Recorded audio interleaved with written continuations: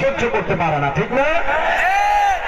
দেখবেন যে দোকানদাররাও বড্ড বদমাইশ। মেয়েরা আসলে দোকানে গেলে দোকানদাররা আসসালামু আলাইকুম আপু, আসেন বসেন, আপনি কি খাবেন আপু বলেন, আমি আপনাকে দিচ্ছি, আপু কি খাবেন বলেন।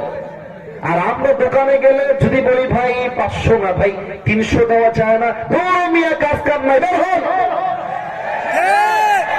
আজীব। আর মেয়েরা এত দুষ্টু, স্বামী কল দিলে হ্যাঁ কি বারবার করবো, আমার কি কাজ কাম নাই, আমি রান্না করতে বসেছি করো, পাঁচে ব্যবহার করে। আর অন্য পুরুষ কল দিলে আসসালামু আলাইকুম ভাইয়া,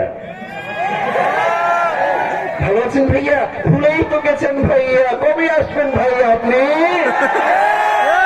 আমার প্রিয় বোন, রমজান মাসে আউল ফাউল পরকীয়া নয়, একমাত্র স্বামীর জন্য আপনাকে নিবেদিত প্রাণ হয়ে কাজ করতে হবে, ঠিক কিনা? মুরব্বীরা বড্ড খুশি হয়ে গেছে এই কথা শুনে। আল্লাহ আমার চাচি আমাদেরকে তৌফিক দান করুক, পরের সবাই আমিন।